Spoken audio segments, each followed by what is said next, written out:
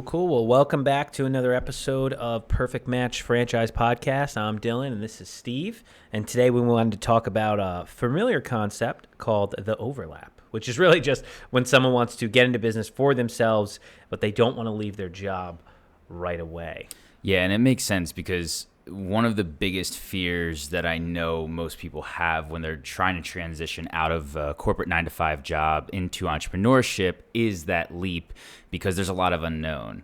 The unknown of if this will work, if they can even cover the current income that they're making, and what happens in the meantime from them jumping ship from the corporate safety to the entrepreneurial voyage. Yeah, and I mean health insurance, stuff like that. You know, there's a lot of things that make sense. You know, if you have small kids or if you have older kids, you probably want health insurance benefits. There's a whole laundry list of things that you want to make sure. And like everybody, you still have bills, right? But It is very common. So don't think that's some pipe dream that you have in your mind of, okay, could I own a business but not have to jump right away? You don't have to literally burn the boats from day one. I think at some point, your goal, if you really want to become a true entrepreneur, whether it's a franchise or none, you need to eventually leave that job, because then it's really just a side gig, which is fine, but that's not really being an entrepreneur. But it's totally okay to have this overlap. Sure. So there's a couple options you can do. We have three that we think make sense. The first one, and this is the most common one we see people try to do, is buy an existing business, one that's already running. So there's some pros to that, right? So what are some of those? Sure. I mean, of course, the first pro is that you already have an existing revenue stream that in theory is cash flowing on day one. You don't have to go through the quote unquote startup phase where you're trying to generate business in the local market. So I'd say that's the first pro. Yeah, that's the biggest pro, right? Obviously. I mean, that's what we hear a lot of people say. Hey, I want something that's already cash flowing. I'm willing to pay a premium, quote unquote, for it, even though I'm not sure that definition is always heard or aligned with the sellers. But yeah, I think that's a big pro, right? Like revenue first day, don't have to do it. Yeah. But there's definitely some drawbacks. That's the biggest pro. And there's already employees. That's another one too. There's probably some infrastructure in place. We hear that a lot. But a big con that is definitely true, I would say in particular, is that if you've never run a business before, or I should say if you've never run/owned your own small business, because running a portion of a big business is much different than running any sort of small business.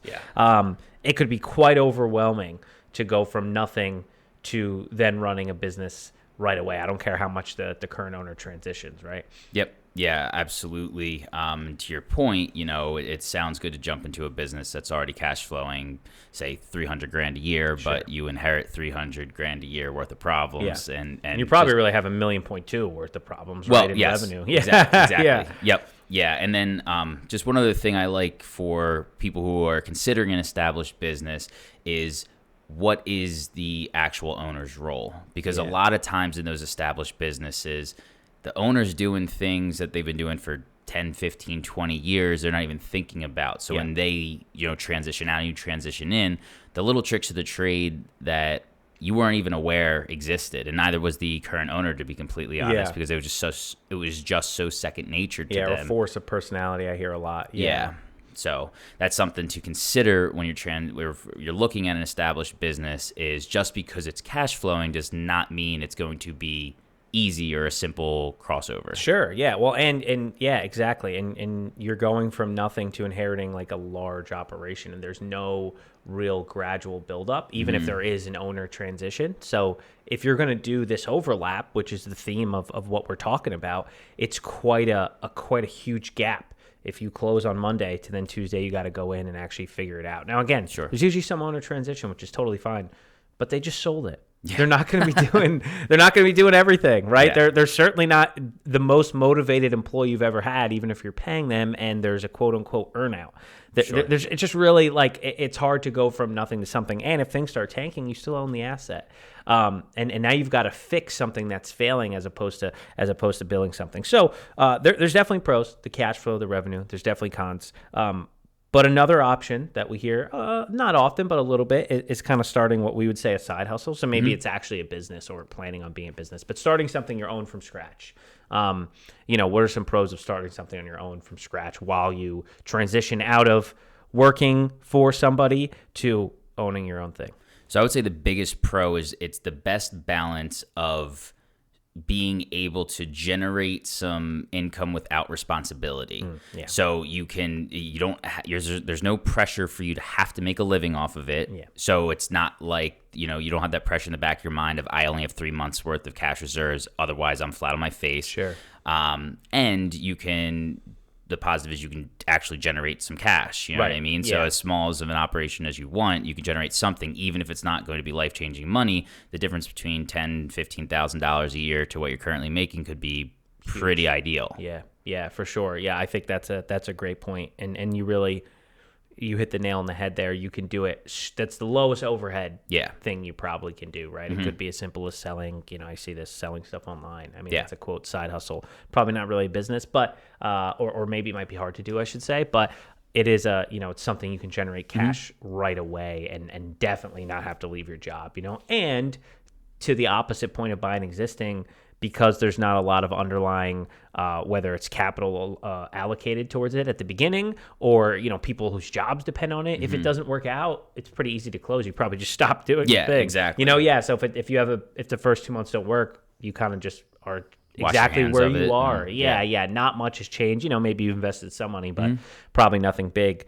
But what are some negatives about the side hustle as opposed to other options? Yeah, I would say the biggest negative is it's hard, in my opinion, to really dedicate the time to growing a side hustle into something meaningful because you're half in bed with it because you're really focused on your current job, which, to a degree you should be because that's what pays the bills. Sure.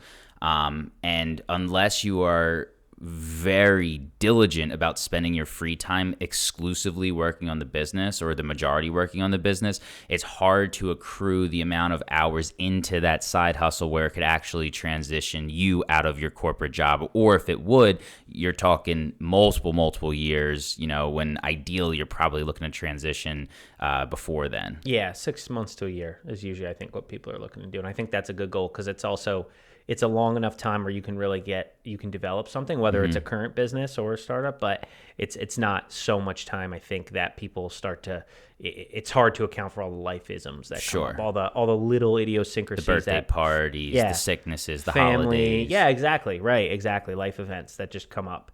And I agree. I think that's true. I think it's hard for anybody, even if you're a diligent, excited, passionate person, to dedicate that time, as opposed to if you have, say, an existing business where it's already there for you, so you kind of have to show up, particularly if this is your first go at owning your own business, because it's a lot different when there's no one saying, hey, you have to do this, because you don't have to. There is no quote-unquote have to.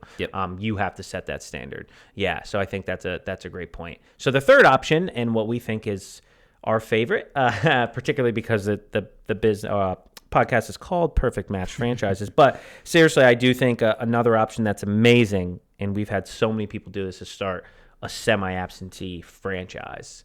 And what are some pros to starting a semi-absentee franchise? Sure. So I would say one of the main pros is that it is a legitimate business that already has a proven track record, given, current units already in the system. And almost more importantly, and this is when you pick the correct brand that has the experience in starting a unit from scratch as a semi-absentee owner from the beginning, is that they already have the template of what you need to do to make it semi-absentee, but also a real business at the same time. Yes. Yeah. No, I think that's huge. And it's such a big benefit for people that this is their first go in general. Because not only, like you said, do they have the template, but most of the great brands we work with, and we work with a lot of great brands, have support that are going to make sure that you are going to have that revenue coming in from day one, right? Because they have a sales team, they have a marketing effort that's already teed up for you to go. And not just, hey, teed up, here's what you say and here's who you say to. No, they already have a team that's working on online leads, and Sure. it's going to the corporate office, and they're scheduling those for your crew. So that's just a huge benefit that it's really hard to replicate as a startup, or even frankly an existing one-off business. Sure. Because like we said at the beginning, what's the owner doing? Well, that's not the case here. The semi-absentee franchise, yeah, quote unquote, you're the owner, but a lot of that support of sales and marketing can go through to the corporate office. So that starts from day one, which is a huge benefit, and kind of like gives us that Goldilocks, like we like to say, where you're getting the best of, hey, you're getting something early on, there's revenue, there's stuff to do, but maybe not having to jump right into owning a $2 million business the first month. Yeah, you know? Exactly. And, if you have that $2 million business month one, and the 2 out of your 3 main employees quit, and this is after the owner has already transitioned out, what do you do? Yeah. I mean, you can give him a call, he might not answer. Yeah. Versus with a semi-absentee franchise, you have a dedicated business coach that you have weekly or bi-weekly check-in calls with, and if that does happen, you can contact them and say, hey, I just had this happen. Sure. What are we looking for? They say, all right, here's what we got to do. This is the type of archetype of person that you need to fill these roles. Here's some contacts. We already do some headhunting maybe at the corporate office for employees, so you can tap into that. We know how to pivot the jobs to make sure that no one's really mad, but how the customer service aspect. There's a lot of resources you're able to tap into when those inevitable hurdles do pop up. Yeah, 1,000%. Or even just having another franchisee to call. Hey, man, what did you do? Hey, girl, what did you do when this happened to you? Yep. Well, I did this, and this. Don't worry, it happens. Like, you'll be good. All right. Yep. You know what I mean? Where, like you said, you can call the owner. Maybe he calls. Maybe he goes, oh, man, that stinks. That sucks. Never had to deal with that before. Yeah. No, and he could be right. Yeah. It could just be that you're not compatible with the employees he had on the place. So, that's a huge thing that when you start, and you can do it semi-absentee, from the beginning too, because of those infrastructure things where people tend to think, oh, I'm doing a startup when I buy a franchise. And I don't really like that word, because you're really opening a new territory. It's like, now I know it's not exactly the same, but is it really, what is less of a startup or less of a transition, buying a Dunkin' or starting, quote unquote, a new Dunkin', or buying an existing coffee shop? Exactly. Like, yes, one already has revenue and established presence, but the other one's not really a startup. Now, again, those are extremes, but it's the same concept. One's a franchise that doesn't have a location there. The other one already has revenue. So making that transition with a franchise is really not a startup, in my opinion. Yeah. And just, one last thing to note is, I don't think people realize how many different franchise opportunities offer a semi-absentee from the start option. A lot of people hear, oh, franchise, well, I have to start it and then I can transition into a semi-absentee owner. But with a lot of these brands, you're able to start right from the beginning in a semi-absentee role, which just means you're not in the building for the day-to-day operations. So you're doing some of the back-end work, but it's all stuff that you can do either after work hours or on the weekend. It does not have to take up your working day, which is how they structure it. And truthfully, if you're doing this overlap, I think you have it in reverse order. If you want to buy something that has a ton of cash flow and a lot of stuff going on, I understand why you're thinking that financially. One, you're probably going to pay a lot more money for that existing business, so you're going to have to outlay a ton more capital, take on a ton more debt. But like we said, then you're starting on managing everything that's already running. There's a lot of action to do. Where with the semi-absentee model, you're actually building, and there's activity right away, so you're getting cash flow, but you can take the time to learn it, to get used to being a business owner while not making that full jump. And then in a year, when there's more money, you've built the skills. You've built the skills. You're used to it. You've probably paid some of the debt off. Now's the time to make the jump, as opposed to, finally, I've got it under control at this existing place. My debt has not really gone down because I put up $1.5 million instead of $250, right? And now I'm going to try to jump in, and hopefully then we can grow, as opposed to, no, I've grown over a year, and now we're ready to make that transition. But yeah, I just think it's really a good option, the semi-absentee. Now, there are some drawbacks, of course, and negatives. What would you say those are to that comparatively, a semi-absentee franchise? Yeah, I mean, I think the obvious one is that you don't have a cash flow day one business. You do have a ramp-up period, and you might not have business day one, week one, month one. Hopefully you do. But, the point being is that there is an inevitable ramp-up period. Yes. And you do have to pay a franchise fee, and you do have to pay some startup, and they're going to require you to be more capitalized. So, you are going to pay some more than if you just did the startup or the side hustle route. Exactly. So you're right. There is a ramp-up period. It is quote-unquote a new territory. It's not a startup, but it is a new territory. So it is something to consider. However, I do think it's a better option considering when you look at all the actual real return on capital. If you look at what it costs to start, say, a spray foam insulation franchise versus buying one, the time it takes for you to get the money back and all the variables, it just in my opinion, it's almost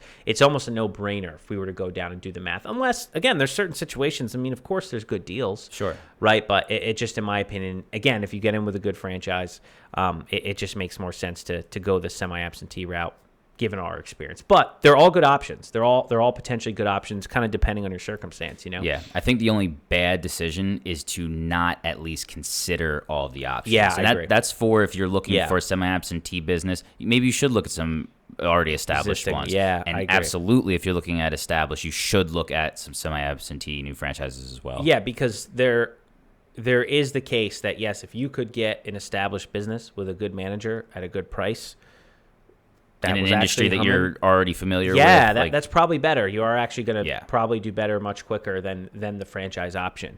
However, I think those are harder to come by, but that doesn't mean that's not something you should look down. And to your point, and if you're a little undercapitalized, you're not undercapitalized, but you're not dying to put a bunch of money out right away, then maybe the side hustle is a good option too, right? Like get into something. And that's the other thing I think a lot of people don't consider. If you're going to be a true entrepreneur, you're probably not just going to have one business anyway. Of course. So if this is going to be your first one, it's okay to just make sure the first one is something that is productive for you. Not every first entrepreneur, in fact, their first business is not their home run. Yeah. So I think that's something to consider as you look through these three options, and those are the most common options. So, yeah.